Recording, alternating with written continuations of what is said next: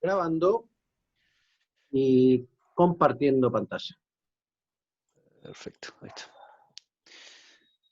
¿Dónde está la presentación? Acá está.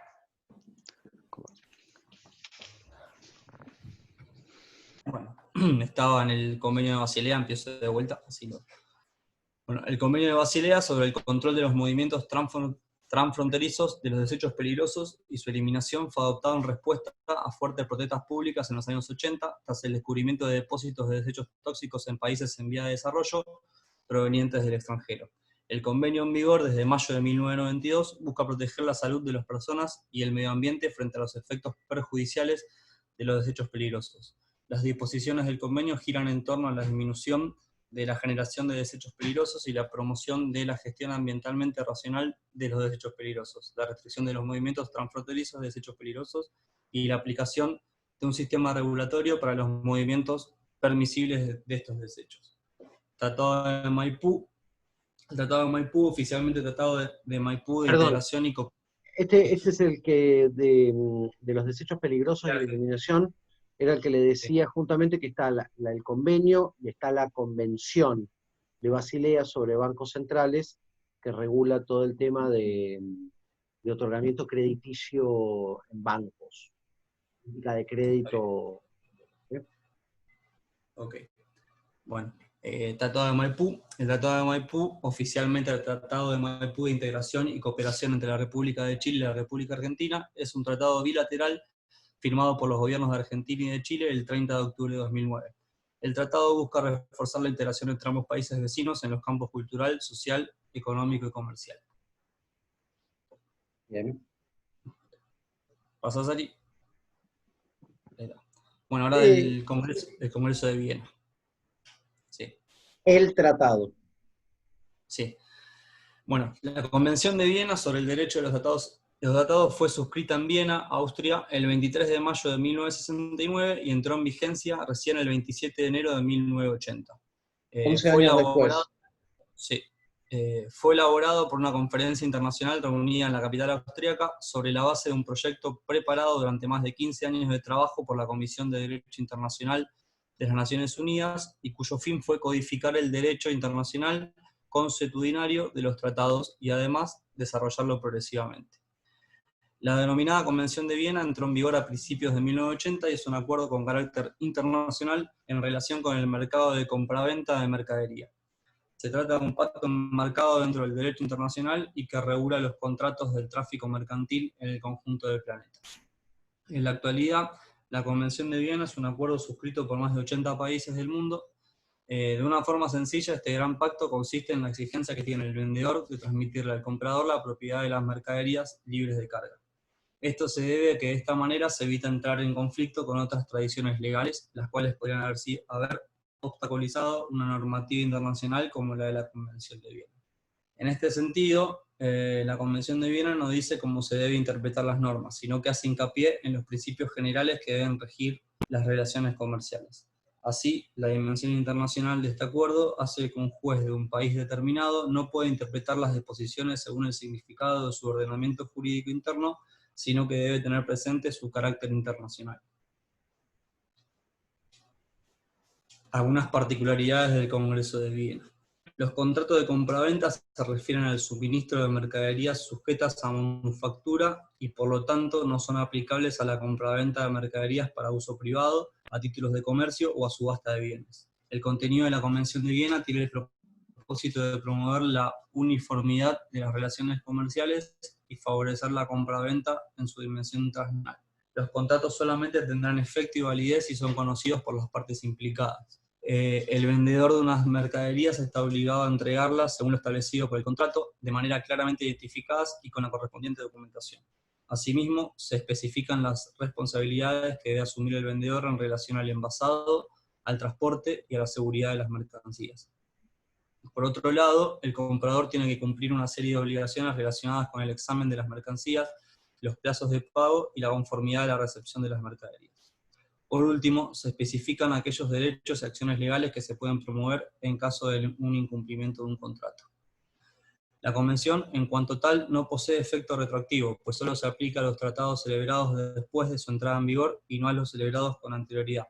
sin perjuicio de la aplicación de cualquier norma enunciada en ella a la que estén sometidos los tratados en virtud del derecho internacional, independientemente de la Convención. Cuando las Naciones Unidas firmaron la Convención de Viena, previeron que era importante hacer valer los derechos que contiene, por lo que en varios artículos difusos, es decir, que no hay un capítulo que los contenga en orden, establecen las acciones, los recursos ante juez o árbitro. Esto creo que ya es de mi compañera. Sí, acá estoy. Sorry, es que no encontraba para desactivar, para desmutearme. Okay. Bueno, bueno, esto básicamente ya lo vimos, profe, es el tema de cuáles son abiertos, cuáles son los cerrados. Sí, esto después vuelvan a ordenarlo, o sea, en el trabajo práctico que presenten, pónganlo en el orden que corresponda, porque estas son las características principales de los acuerdos, de los convenios internacionales, porque abierto y cerrado, características principales, si vos no... Porque, bueno, le comentó en el mail mi compañero, está mi papá internado en terapia intensiva por coronavirus, y yo no pude hacerme cargo de mi parte, entonces se tuvieron que reorganizar, me ayudaron con esto, y bueno, lo pasaron a la última hora para asegurarse que yo pudiera decir esta parte que se me había asignado y que bueno, ya la tenía canchera, digamos. O sea, el resto ya lo sabe, obviamente, pero bueno, era para darme una mano con esto y que pudiera estar presente. Está bien, muy bien, perfecto. Así que bueno, sí, sigo con la otra entonces, con la próxima diapositiva. Bueno, esto es para la celebración. Ok, lo que yo les había dicho que faltaba está, entonces. Sí, estaba más abajo. Okay. ¿Quiere que lo dejemos ahí o que lo pongamos abajo de cada uno? No, más arriba? ponelo en el lugar donde está. Igual la presentación. En el orden hacia arriba. A ver, esta es la presentación de PowerPoint que la utilizan para dar la exposición, pero en el trabajo práctico, que tienen que entregarlo en Word, ¿sí? Con el índice, con la carátula, con toda la cosa, me lo tienen que mandar porque yo después se los voy a reenviar a todos y todos van a estudiar esto de ese trabajo práctico con las correcciones que hemos ido haciendo a lo largo de la clase de hoy. Ok, perfecto. Sí. Bueno, básicamente el primer paso sería la negociación, que bueno, o sea, es una negociación. Están los representantes de las partes acreditados, que formulan propuestas, contrapropuestas, realizan los pasos necesarios para llegar a un acuerdo, que puede hacerse en conversaciones directas o a través de una conferencia internacional. Luego tenemos la adopción del texto, que, bueno, una vez que las partes manifiestan que hay un texto que refleja lo negociado, y que ya, a ver, no se requiere hacer ningún otro cambio, se dice que este texto es adoptado. En caso de que la negociación haya sido a través de una conferencia internacional, la adopción se puede producir por la decisión de 2/3 de sus miembros presentes y votantes, a menos que se haya decidido en la conferencia, por la misma mayoría, adoptar otra regla. Bien. Luego tenemos la autenticación del texto. Una vez cumplidos los pasos anteriores, bueno, su autenticación se verificará normalmente, ya sea mediante firma ad referendum o la rúbrica de los representantes, ya sea puesta en el texto del tratado o bien en el acta final de la conferencia que figure el texto. ¿Saben lo que es la firma de referéndum? Yo lo busqué hoy. Bueno, después tranquilos pónganle un asterisco y al pie, cuando lo vuelquen al Word y digan la autenticación del texto. Una vez cumplidos los pasos anteriores, esa autenticación se verificará normalmente, ya sea mediante la firma de referéndum o la rúbrica de los representantes, ya sea puesta en el texto del tratado o bien en un acta final de la conferencia que figure en el texto. La firma de referéndum es una firma que dice, bueno, firmo a referéndum del cumplimiento de otras obligaciones. O sea, yo te firmo ahora y esto va a entrar en valor si el otro firma. Si el otro no firma, mi firma no vale. O sea, firma sirve cuando las firmas de ambos están en el documento. Eso significa el referéndum. Después buscalo, de todas formas, búsquenlo, pónganle un asterisco y lo ponen al pie como una llamada, o abrís un paréntesis y lo aclarás ahí mismo para que el que lo lea sepa a qué se está refiriendo. Perfecto. Y bueno, lo último sobre la autenticación es que es la prueba formal de la adopción de un texto. Bien. Bueno, manifestación del consentimiento sin obligarse. Bueno, primero tenemos la firma, que es el instrumento. El instrumento se abre a la firma de los estados participantes por un periodo determinado. A veces la mera firma es suficiente para obligar a los estados participantes, lo que sucede cuando el tratado mismo se ha estipulado expresamente que la firma tendrá ese efecto, o bien cuando de otro modo conste que los negociadores han convenido ese efecto para la firma, o cuando la intención de un Estado en ese sentido surja de los plenos poderes de su representante o se haya manifestado durante la negociación. Luego tenemos la ratificación. ¿Sí? Modernamente, la ratificación parece surgir de la división de poderes de la democracia, siendo el Ejecutivo el encargado de conducir las relaciones internacionales. A él le toca el manejo de las negociaciones. Sin embargo, en el momento de concluir un tratado, el Parlamento ha adquirido la atribución de aprobarlo para autorizar al Ejecutivo a emitir el instrumento de ratificación. En todo caso, ello dependerá de la Constitución de cada país. El artículo 14 dice que la ratificación será necesaria cuando lo disponga el tratado o conste de otro modo que los negociadores así lo han convenido. Si el representante de un Estado lo firmó bajo reserva de ratificación, o si de sus plenos poderes surge que la intención de ese Estado es la ratificación, será necesaria para obligarlo. Deberá cumplirse con ese paso, lo mismo que si esa intención se ha manifestado durante la negociación. Luego tenemos la adhesión. Si Sí, un paso no... Perdón, Sí. te agrego algo más. La ratificación puede estar dada por la aprobación de la ley reglamentaria en el Congreso. ¿Sí? Entonces puede ser, sí, está bárbaro, pero yo lo ratifico cuando el Congreso me haya dado, porque puede ser que la materia en la que está tratando, el Poder Ejecutivo, en cabeza de su representante, el Presidente de la Nación, no tenga la plena facultad de poder suscribir dicho acuerdo, sino que necesita la ratificación del Congreso. Y para que se firme en el Congreso, ambas cámaras tienen que sesionar y tienen que obtener los votos, las mayorías, ya sean particulares o especiales, para que ese tratado sea incorporado. ¿Sí? Bueno, perfecto. Por último tenemos la adhesión. Si un Estado no participó en la negociación, puede acceder a un tratado por la adhesión posterior, cuando sí se dispusiere en el tratado constare de otro modo que los Estados negociadores lo han convenido así, o cuando se hubiere llegado a ese mismo consenso posteriormente al tratado. Eso sucede en los llamados tratados abiertos. Está bien. Ok, bueno. Luego tenemos las reservas, que son básicamente una declaración unilateral, cualquiera sea su enunciado o denominación, hecho por un Estado al firmar, ratificar, aceptar o aprobar un tratado al adherirse a él, con objeto de excluir o modificar los efectos jurídicos de ciertas disposiciones del tratado de su aplicación a ese Estado. Tenemos la regla de la unanimidad. La norma de la Sociedad de Naciones exigía que una reserva fuera aceptada por la totalidad de los estados negociadores para que pudiera ser incorporada al tratado. Equivalía a una modificación del texto después de su adopción, porque en materia contractual el consentimiento de todas las partes puede operar cualquier cambio. Esta regla hacía prevalecer la integridad del tratado. Perdón, la regla panamericana, sí. Perdón, ¿vos sabés lo que es la Sociedad de las Naciones? No estoy segura ahora. La Sociedad de las Naciones es el antecedente histórico de la Organización de las Naciones Unidas. Se llamaba Sociedad de las Naciones, esto lo vamos a ver cuando veamos organismos internacionales. Después de la Segunda Guerra Mundial, los países aliados, en la Carta de San Francisco de 1945, constituyen la Sociedad de las Naciones. Y entonces ahí es cuando arranca, es la génesis de lo que deviene luego en las Naciones Unidas, que se muda a Nueva York en ese edificio rectangular horrible al lado del río Hudson. ¿Sí? La regla panamericana. Sí.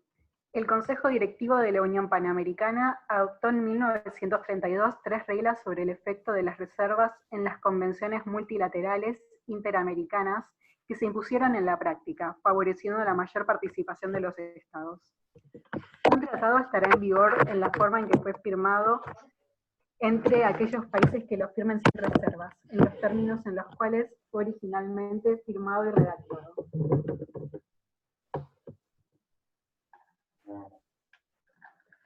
Perdón, se me estaba quedando sin batería, tenía que enchufarla. Entrada en vigor. Los tratados entran en vigor de la forma y en la fecha en que ellos se indiquen, o bien cuando acuerden los estados negociadores, y a falta de tales indicaciones o acuerdos, cuando haya constancia del consentimiento expresado por todos los estados negociadores en obligarse por el tratado. Generalmente, esta clase de disposiciones se ubican en las llamadas cláusulas finales del tratado. Nulidad de los tratados. Falta de capacidad del órgano del Estado. Es el caso en el que el órgano que decidió el consentimiento del Estado en cuestión actuó en violación de una disposición de su derecho interno concerniente a la competencia para celebrar tratados. Artículo 46. Se trata de una norma de aplicación excepcional porque no cumple con la regla de que el derecho internacional prevalece sobre cualquier disposición del derecho interno. Por ello, es que se ha rodeado su aplicación de varias precauciones, comenzando con la redacción inversa del inciso 1. El hecho no podrá ser delegado por dicho Estado como vicio del consentimiento, a menos que. Y a continuación, enumera las condiciones. La violación debe ser manifiesta, y debe afectar una norma de importancia fundamental de su derecho interno, que será normalmente su constitución. Esto es lo que yo les decía sobre la legitimidad. Sí. Cuando aparece un Carlitos y dice una gansada, ustedes no se van a acordar, o quizás sí, había un secretario de Comercio que se fue a Angola y le prometió a los angoleños un montón de cosas, y aquellos lo tomaron como una cosa cierta, lo cual no podía ser así, porque el tipo no tenía la legitimidad de obligar a la República Argentina. Este señor, secretario de Comercio Moreno, se paraba y remataba como si fuese una feria de pueblo, maquinaria que era propiedad y era injerencia de la propiedad privada, porque agarraba y decía, el tractor, ¿cuánto vale el tractor? $10.000. No, vamos a vendérselo a 5. Y el tipo, $5.000 le generaba pérdida. Entonces, eso yo lo puedo interpretar, que si un secretario de Estado ofrece en un acto público bienes o servicios a determinado precio, yo puedo interpretar en el derecho internacional que puede obligar al Estado. No obstante, como no tiene la legitimación, no tiene la facultad, las prerrogativas indicadas por la ley, ese muchacho lo único que hizo fue hablar pavadas. Como vender cosas de la salada que son todas falsas, carentes de pagos de impuestos y de licencias y permisos, autorizaciones, de marcas y patentes, no pagaban los royalties. Bueno, la salada yo creo que sigue funcionando, venden ropa hermosa, pero toda trucha. Entonces es lo mismo que comprar en los mercados negros chinos y pretender que el gobierno chino firme un convenio internacional por la venta de todo lo que es Bangkok, que es todo trucho.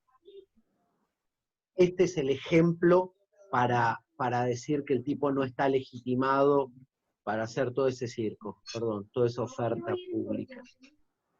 Dale, nulidad de tratados. Ok, perfecto. Bueno, terminación de los tratados. Lo resumo un poquito por el tema de la hora. ¿Sí? Bueno, básicamente tenemos el primer punto, que es por voluntad expresa o tácita de las partes. Voluntad expresa es que, bueno, como lo dice, tipo la voluntad común de todas las partes. Voluntad tácita es cuando, por ejemplo, todas las partes de un tratado celebran otro sobre la misma materia, que sea totalmente incompatible con el anterior. Entonces, no es como que lo dicen todas las partes que se termina el tratado, pero se da por entendido. Bueno, después tenemos denuncia o retiro. Si nada dice en el texto del tratado sobre la posibilidad de denuncia, cabe siempre la posibilidad de encontrar que ha habido una cláusula tácita en ese sentido. Para ello debe demostrarse que fue intención de las partes admitir la posibilidad de denuncia o retiro, o que ello puede inferirse de la naturaleza del tratado. El cambio fundamental de circunstancias. Es aceptado en doctrina que puede pedirse la revisión o extinción de un tratado en virtud de una supuesta cláusula implícita, rebus sic stantibus. Rebus sic stantibus. Sí, está difícil. Yo no sé por qué, pero uno los lee y después uno los dice, ah, sí. Claro, sí, parece obvio. Sí, claro, es pacta sunt servanda y un montón de cosas así. Y uno se empieza a parecer un poco a Mariano Grondona cuando hablaba en la televisión y tiraba frases en latín.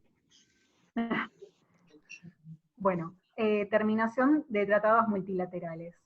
En los multilaterales es más complicado y hay que distinguir según que la terminación sea pedida por todas las partes. Si hay un acuerdo unánime, pueden suspender el tratado total o parcialmente o darlo por terminado, ya sean las relaciones de ellas con el Estado autor de la violación, o ya sea todas las partes. La parte especialmente perjudicada por la violación puede alegar la causal para suspender total o parcialmente el tratado entre ella y el autor de la violación, cualquiera de las partes.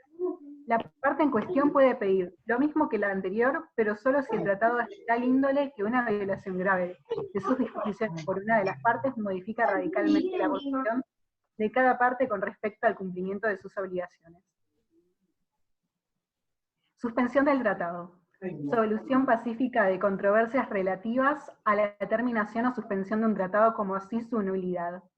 Depósito, registro y publicación. En el artículo 76 de la Convención establece que el depositario puede ser uno o más estados, una organización internacional o el principal funcionario administrativo de dicha organización. En los tratados que se celebran bajo los auspicios de Naciones Unidas, es normalmente el secretario general quien actúa como depositario. En la Carta de la ONU se impone a los Estados miembros idéntica obligación, aunque su incumplimiento solo impide hacer valer el tratado ante cualquier órgano de la ONU. Toda esta preocupación se deriva de los efectos nocivos de la diplomacia secreta. Sí. Bueno. Muy bien. Estaríamos. Vamos. Bueno, muy lindo. Tomen las correcciones del caso que hicimos, pongan las pantallitas así los veo. Perfecto.